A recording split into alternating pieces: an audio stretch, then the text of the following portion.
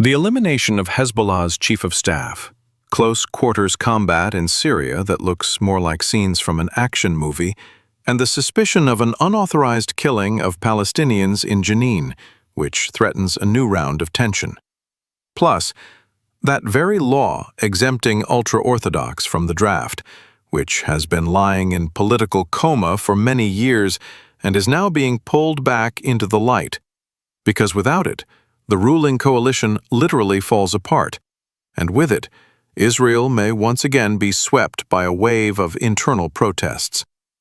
These are the key topics of the outgoing week, and this is what we're going to talk about today. Hello, you're on my channel. Here I break down what is really happening in the Middle East and in the war between the Kremlin regime and Ukraine. Videos come out every day, and these weekly overviews come out on Saturdays, so you can get a full picture of the week in one go and not drown in a stream of headlines taken out of context. If you're interested in politics, not in the format of shouting, but in the format of analysis and explanations, subscribe. Here I gather the most important, the most indicative, and the most telling things happening around Israel, Lebanon, Syria, Gaza, Ukraine, and Russia. My goal is not to overload you with terminology, but to explain why events unfold the way they do, what the consequences of each step are, and how all of this will affect your life and our life in the coming months. And now an important point. I work completely independently, with no sponsors, no newsrooms, no outside funding of any kind. This channel exists only thanks to you. And this is why simple things like a like, a subscription, and a comment are not a formality here. They genuinely help promote the videos, help the channel grow, and allow me to keep making these overviews every day. If it matters to you that this project keeps living, growing, and staying independent, just support it with something small that really works.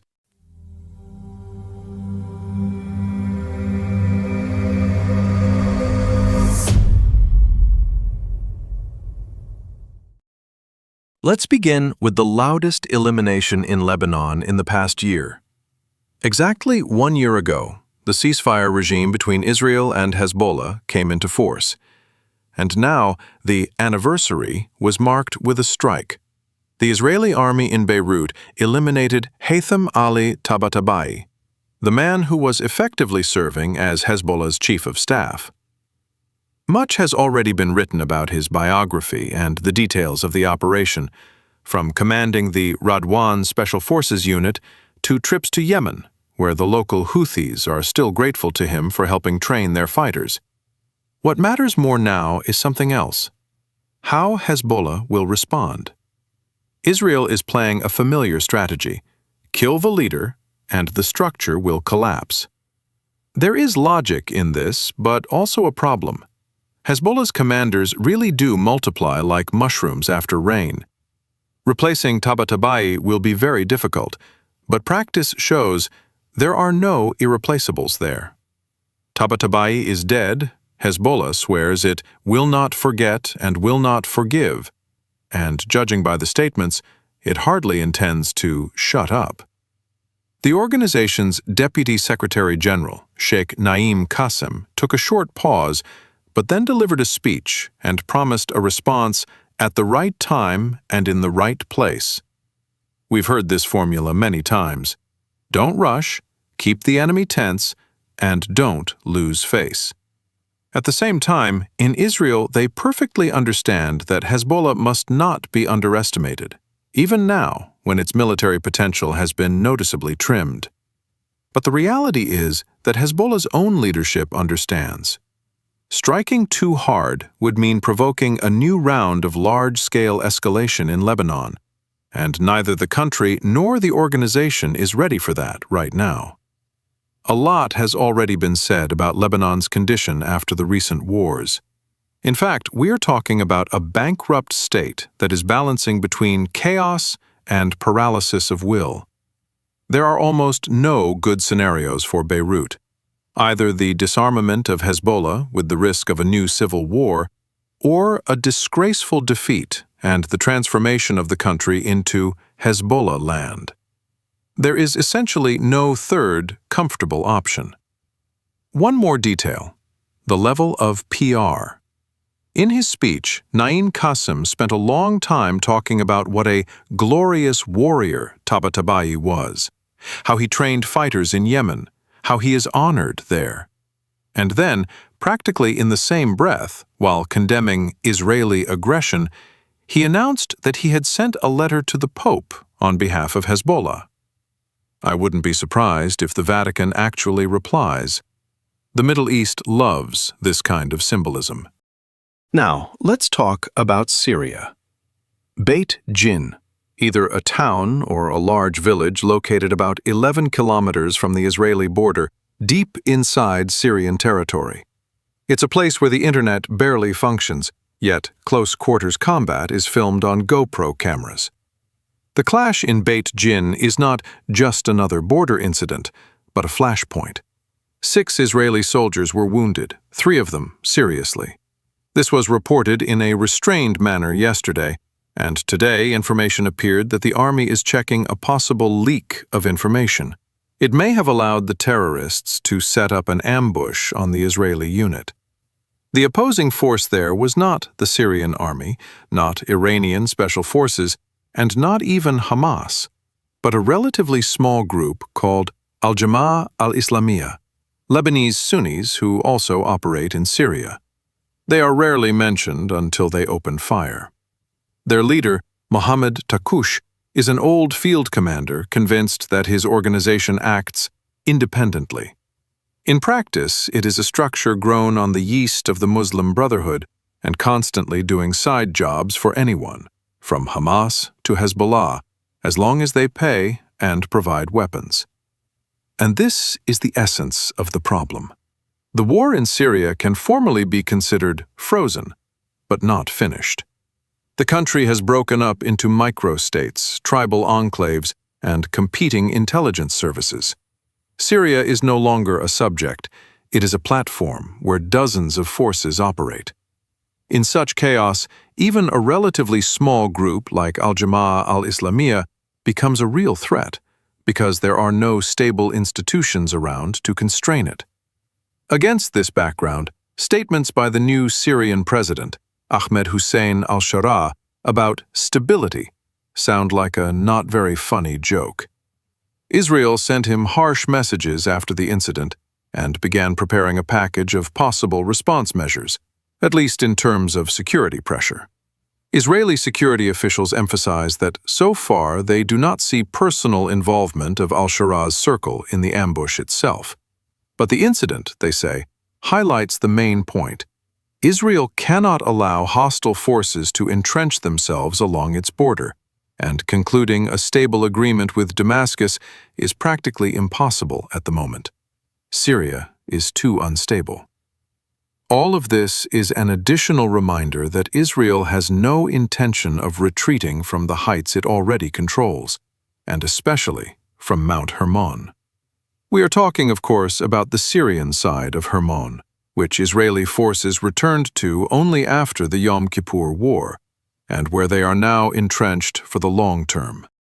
Another shooting incident, potentially no less dangerous in its consequences for Israel, occurred this week in Jenin. 3 fighters from the Hamas special unit, including an officer, were questioned after they shot 2 Palestinians designated as terrorists. The problem is that fire was opened after they had, judging by the footage, already surrendered. The official suspicion is shooting without legal grounds. During questioning, the fighters stated that they felt their lives were in danger and were trying to neutralize a possible attempt to flee or attack. The video published by Arab media understandably caused a serious resonance. The moment of the shots has already spread across social networks. The full version of the clip, including the moment of the killing, is circulating in Telegram channels. According to the fighters themselves, they opened fire because they thought the detainees were trying to escape when they returned into the building they had just come out of. It is still unclear whether they did so on the orders of their commanders or on their own initiative. One version says that on the spot, there was a suspicion that one of the Palestinians was about to activate an explosive device or reach a weapon, which is why lethal fire was opened. Another, more prosaic version speaks of a coordination failure. One of the commanders sent the detainees back into the house to bring out the weapons themselves, while another fighter, unaware of this order, assumed they were reaching for weapons and opened fire. In any case, the story is now being widely covered around the world, and, predictably, in the most negative framing for Israel. The context has long existed as well. Israeli society vividly remembers the case of Elor Azaria, the soldier who shot a neutralized Palestinian in Hebron in 2016. That case involved a high-profile trial, a minimal sentence, and a hero's welcome in certain circles. Even earlier, the 1984 Bus 300 affair, when 2 hijackers were executed after being captured. The country is in a practically continuous conflict, and episodes like this will likely continue to emerge. Israel in this area should be assessed according to 2 criteria. How often such episodes occur, and here, for now, we are still talking about exceptions, not a systemic pattern, and how transparent the investigations are. Army Command emphasizes that the current investigation concerns not only the shots themselves, but the entire operation. Coordination between units, decision-making on the ground, and procedures. The military reminds that this is a unit carrying out extremely complex and dangerous missions under wartime conditions, and that it is worth refraining from final judgments until the inquiry is completed. But this is clearly a story that will have to be followed, both inside Israel and beyond its borders. Let's move on to those who do not serve and have no intention of serving, and to the Israeli government, which is doing everything possible to help them preserve this status. We're talking about the draft law on conscription, or more precisely, on non-conscription of the ultra-Orthodox, the text of which was published this week by the Knesset Foreign Affairs and Defense Committee. To put it plainly, this is not a law, but a political bluff and an outright insult to the reservists who have been carrying the war on their shoulders for 2 exhausting years. In practice, it cements a division between a first-class and a second-class Israel. The second category consists of those who have served and continue to serve, while the first consists of those who avoid the army and claim that their spiritual service to God is a sufficient contribution to Israel's defense. The bill is such an obvious slap in the face to this second Israel that criticism is coming not only from the opposition, but also from some members within the coalition parties themselves. The chief architect of this entire construction, Prime Minister Benjamin Netanyahu, traditionally keeps silent. He does not call press conferences and does not give passionate speeches in support of the initiative. He limits himself to dry statements delivered through his circle. One version says that within the ruling Likud party, they are now carefully trying to test public sentiment and the reaction of the electorate before the Prime Minister clearly states his position. Let's not forget, the country has entered an election year. Finance Minister Bezalel Smotrich is also in a difficult position. According to polls, his party, Religious Zionism, does not pass the electoral threshold at all. At the same time, its core support is religious Zionists, precisely those who serve in large numbers in combat units and in the reserves. Smotrich faces a dilemma: either give in to the ultra-Orthodox parties and keep his ministerial seat, or draw a red line and risk early elections. In private conversations, Netanyahu himself admits the issue of the conscription law may become an existential threat to his government. If the bill is not passed by the current Knesset, it will have to be addressed after the elections, and the outcome of those elections is impossible to predict right now. The Prime Minister's strategy, judging by leaks, is simple: Delay the adoption of the unpopular law as far as possible from Election Day, and during that time, try to secure visible achievements in the security and diplomatic spheres, such as normalizing relations with Saudi Arabia. Then he can go into the elections under the banner of, "Yes, the law is unpleasant, but we delivered historic accomplishments for the country." Already next week, the bill will begin committee discussions in the Foreign Affairs and Defense Committee. A marathon format is expected, a series of intense sessions after which the document will be brought to the plenary hall for a final vote. If it passes, a significant portion of the ultra-Orthodox will receive de facto exemption from military service. How exactly Netanyahu plans to maintain discipline within the coalition is not yet clear. It seems that even he himself does not have a solid plan.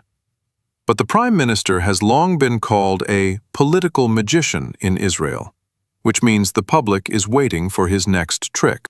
These were the key stories of the week. A pinpoint elimination in Beirut, close quarters combat in Syria's Beit Jin, a controversial incident in Jenin, and the draft exemption law that risks blowing up the Israeli internal consensus on the fairness of military service. I invite you to subscribe to the channel and write in the comments which events of the week you consider the most important and why. This helps the algorithm understand that this topic is worth showing further, and it gives us a reason to continue the conversation. See you in the next episode.